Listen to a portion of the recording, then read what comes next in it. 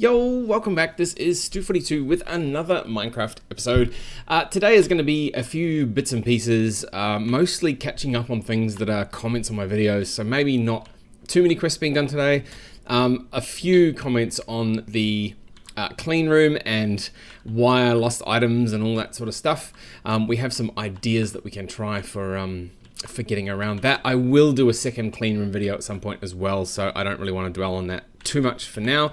But the quests that I wanted to do was this one, the portable scanner, and way back here there's EBF infos, which is sort of information panels. I believe you can apply the same information panels to other multi-blocks as well. So we can hopefully get the panel working along with the clean room and have a nice little display of what's going on inside there. So I wanted to get those two done. The other thing I wanted to do, I just wanted to briefly touch on, huge thanks to Bash Dude and Warlord Wasserman, who have both suggested the same thing. I did actually end up making a thing called the Nature's Compass. Now, remember a few episodes ago, I went for this massive walk and I went all over the place hunting for a biome. Yeah, it turns out that was a big waste of time because I could use this here, find the biome I want, which in this case is a magical forest. It is there. And if we hit search, we can see there, status found, magical forest. The closest one is 6,000 blocks away. So I didn't really have a hope of finding it, but it is minus 408, minus 5474. So on the map, it's kind of vertically in line here, no, over out this way, vertically in line here, but way off the top there, like another 2,000 blocks off the top. So I will go for a run up there, find the magical forest, and well, I'll jump on my horse and go up there and find the magical forest, and then hopefully we will get some Vishrooms out of that as well. Now I am going to cut here because I am going to make a bunch of stuff. So I'm needing to make a bunch of computer monitor covers. I'm just going to make a ton of them because it looks like we're going to need them a bit. And then in here, the portable scanner. Oh look, another computer monitor cover, battery, some HV, which we've got now. Yeah, some sensors and bits and pieces. So I will make all the bits and pieces for those two quests, and then we'll come back and see if they do actually work on both the clean room and the EBF. It can potentially work on the pyrolyzed oven and the boiler as well. I think they're just multi-block information panel type things. Anyway, I'll be back in just a sec with a bunch of stuff for those two quests. Okay, I'm back with the first step of stuff. I've made a couple of these sensor kits just so that we can enable a couple of things if we want to test it. The first thing that we want to do is the clean room. So we'll do this bit first because I have found an issue with the other bit. And again, you guys might have a solution for this, you might not. But let's give this a go. So let's throw our information panel down there. Cool, we'll grab one of these. We want the controller. Awesome, we get ourselves a sensor card back. Let's throw that in there. Information panel extender on top, maybe? Sure. And let's throw the lever. Okay, that's really small. Let's take that one off the top and move it to there. Hey, there we go. Look at that. Cool, so progress, stored energy, probably uses. Pollution 0, efficiency 0. Okay, so this is where we can see how long it takes to clean the room. Let's turn that on. So 0 problems, efficiency is still at 0. Pollution, well, it says pollution reduced to 0. So to me, that says it should work. Oh, look at the efficiency. 2%, 3%. Wow, okay, so I can totally see why I lost 5 out of the 8 items. This is taking 5 seconds to do 1% of efficiency. So we can pretty easily say that it's going to take 500 seconds to get good in terms of being able to run. So what's that? Like just over 8 minutes? Under 8 minutes? Over 8 minutes? Or 8 minutes on the dot? Yeah, it's a long time anyway. So, yeah, cool. So lesson learned. Let's keep that on. It looks like it's using 4 EU per tick, which is pretty tiny. Yeah, it's probably all right leaving that all on. Max energy income. Yeah, cool. Awesome. So we can leave that going there now. Now, the other thing we wanted to do was potentially See, now that we've got a card for that, as long as we keep that controller in exactly the same spot, we can make it. These are pretty cheap though as well. They're just LV sensor and emitter. Those are not expensive items, apart from the one ender pearl, I believe one of the bits uses. Let's just make sure. No, not ender pearls. These are the Certus quartz ones. Yeah, so just Certus quartz. So yeah, really not that expensive to make at all. But good to know. Good to know completely. So what I might do is we'll move this down underneath at some point now that we've got the card. For now, I'm just going to leave that there. Now, the other bit that we were going to do, we were going to try and get this very useful scanner happening. I can't actually make it. I'm sure someone probably has an idea of how I can do this, but where I'm getting stuck is on the MV sensor. So the MV sensor requires a flawless emerald to make. You can make one in a component assembler with a nether quartz. Unfortunately, you don't have the pattern for the component assembler. I think it's either disabled or maybe it's a Thaumcraft thing. I'm not entirely sure how to make this component assembler. If we look in here, we can see we can make the computer rack thing, but then none of these other component makers actually result in an NEI recipe. So that can sometimes indicate that I just need to research it in Thaumcraft or something. So can't do it that way. The other way is with the Flawless Emerald. Now, unfortunately, Flawless Emeralds only come from Exquisite Emeralds or from a Sifter Emerald ore, which I haven't managed to get Emerald ore, as in an ore block. We can engrave it at HV with a Terra lens or an Emerald lens, and of course we can't get an Emerald lens. However, Terra we do have, but again, to get the Terra lens, we need to put it in a lathe that's MV or better. And when I look at the lathe that's MV or better, we need an industrial diamond. You can't use a real diamond here, you have to use an industrial diamond, and of course an industrial diamond requires the implosion compressor to make, not that recipe, but yeah, any one of these recipes. They're really easy to make, the implosion compressors. As far as I'm aware, it's just that I haven't gotten around to it. Compress all the things, yeah, implosion compressor, reinforced stone, solid steel. Yeah, we've got some HV stuff. Yeah, okay, so HV tier means we can actually make some of this. So I might do an episode on the implosion compressor at some point, but for now, not this episode. We have, however, done one of the real big things I wanted to do, which was to get some information out of this clean room. We won't need to use that other scanner. Now, next things next. I want to go cruising up north to find that stupid biome with the magical forest. So I am going to get it to daytime. I'll get myself sorted out and ready to go. And then, well, actually, before we do that, let's grab a sensor from that, just to see what the output is.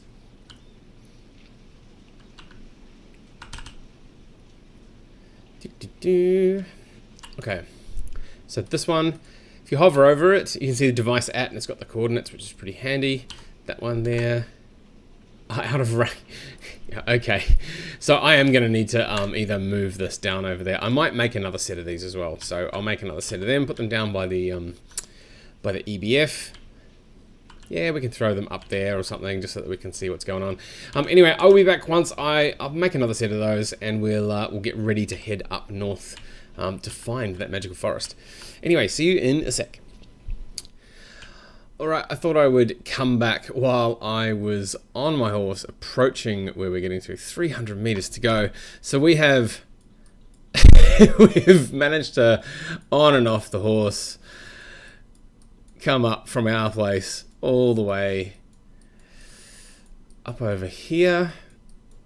And we're getting there. There should be our magical forest biome just up here somewhere. So what are we, distance 300...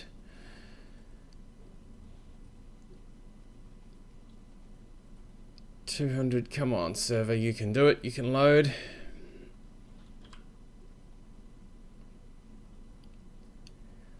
$100, oh, there's some random horses. No, I might need to hop off the horse here in a second. Oh, look at that. Is this the only... bit of it. I'll be really annoyed if there's just this tiny little bit of biome here. Let's grab the horse back into the lasso. So we are in a magical forest biome in this tiny little patch, and there's another tiny patch there. It looks like on the map we have a few more patches. Oh look! Vishroom! Oh my gosh, the thing that we've been looking for this whole time. Now, can I just get it?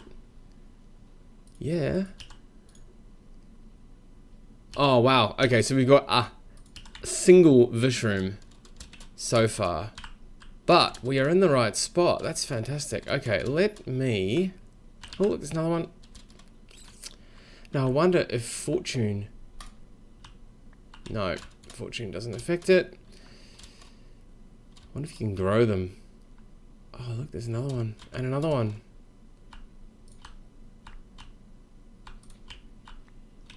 So now, that is the 4 that we wanted.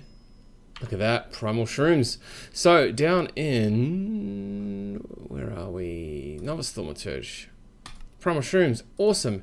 Now we just need to make these ones, which are made. Yeah, we can get 4 more, but we're gonna have to do something with the primal shrooms to make them. I think there's a recipe in the Thaumonomicon for that. Anyway, I am going to run around. It looks like this magical forest biome.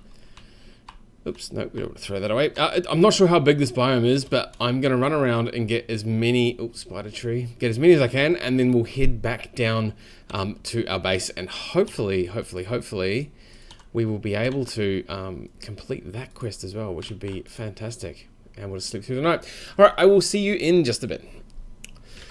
So we're back in my base. I have made the second screen up here and turned it on. I found that if I put the master on this side, that tooltip that shows the items that are inside it is better on the right, because if you're looking at this one, that blue thing appears on top of everything and you can't see what's happening. So we can see here the process 33, 34, 35. So it's looking at 42 seconds. No problems, 100% efficiency. Heat capacity is 0K, but when it's stopped, it has, yeah, that's actually really interesting. So if we grab our hammer of the soft one. Now, in the end, the Vishroom trip, which I've just come back from, wasn't too bad. We got 45 Vishrooms in the end. I've been looking at how to make the primal shrooms. I can't select that yet. It does say it's thaumic bases though, so let's just disable that.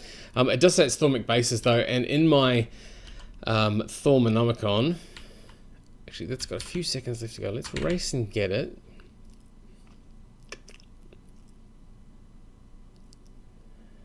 Zip, zip, zip, zip, zip. Grab the Thaumonomicon. I have been gradually working my way through the thaumic bases tab. I suspect it's under one of these plant type ones. Interestingly enough, now that I've gotten all the way to the thaumic dendrology, there's a peaceful tree, there's an ender tree and a nether tree. Now I'm wondering if the ender tree actually can get you ender pearls of some sort. It might be worthwhile looking at. Anyway, I'll work through a bunch of these. I have researched quite a bit in here already, and no sign of the primal shrooms yet. But I'm sure, being thaumic bases, it should be in there somewhere. Now back over here, this should have stopped. Now this is interesting. It is still saying tier ULV 0 EU per tick. Now it was actually saying, yeah, it was saying a different tier earlier. It does say probably uses 480 per tick, which is correct. We do have 2 energy income. This used to say, I think it was 512 in there, just because it's got 2 inputs times 2 amps. Not sure why the heat capacity has stopped working. And the ULV, it was literally working a second ago. The heat capacity had, I think it was 1900 Kelvin on there. Yeah, really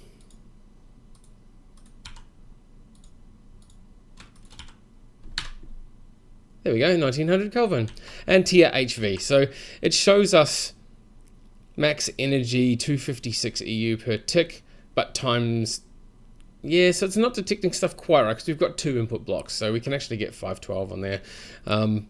Yeah, anyway, that's how that works for that. This here, of course, now that we've been letting it run for a long time,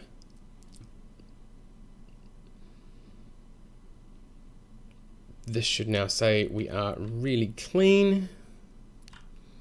Yep, efficiency is now at 100%.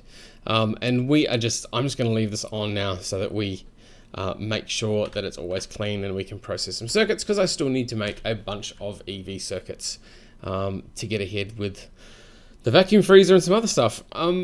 Yeah, so I think that's probably going to be it for this episode. It's a really short episode, but I did need to catch up on a few things and just cover off a couple of bits. As I said, a couple of you have commented on why that room wasn't working, etc. We're still trying to cross over the Brazil nut with the balsa wood. As I said, I suspect it's biome dependent to get what sort of biome has coconut trees. There are other ways though. Instead of getting seed oil from the coconuts, I did make this thing here, and this is insane. This is a water fish catcher, a GregTech fish catcher, and it just appears to catch a ton of fish. And what you can do is you can squash the fish with fish oil, and fish oil will do instead of seed oil. It does seem kind of cheaty to me. I could probably do it, and if I get super frustrated with the coconut trees, I may end up doing that just so that we can get some biodiesel happening. Yeah, I try and cross over there in a different biome here. There's a biome here, and there's one up there, but so far the leaves are crossing. Like we do get to see a balsa wood crossed with a, I wonder if I've got one.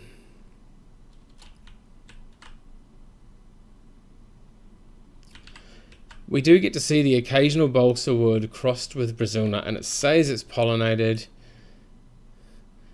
but when you cut it off, even with the branch cutters, you don't get anything other than Brazil nuts or balsa wood back out. And I've done this so many times now. I know it's only a 10% chance of giving the right cross. Oh, there we go. Balsa leaves crossed with Brazil nut.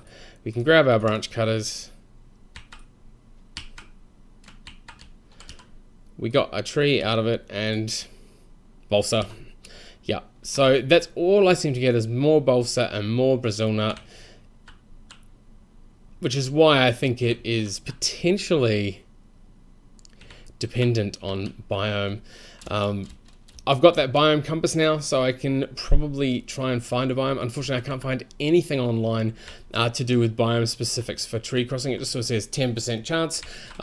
Given that I have now harvested probably close to 25 to 30 of these leaves that have been crossed, I would have expected at least one of them to have given me a coconut tree by now. Sadly, either like the magical biome, either my luck is just really crap, or it is a biome dependent thing. So I'll try and get up to doing something with that at some point. There are a few extra things in here, like back in tier 3, there's chunk loading. I do need to make a chunk loader, and then from the chunk loader, we can go and find a biome, potentially a tropical biome. Sounds like where a coconut tree would grow. Go to a tropical biome, plant some trees, automate some bees, and see if we can't just leave something running there, and then come back. You can also see here, I have worked my way to noble on the bee breeding, and that is down in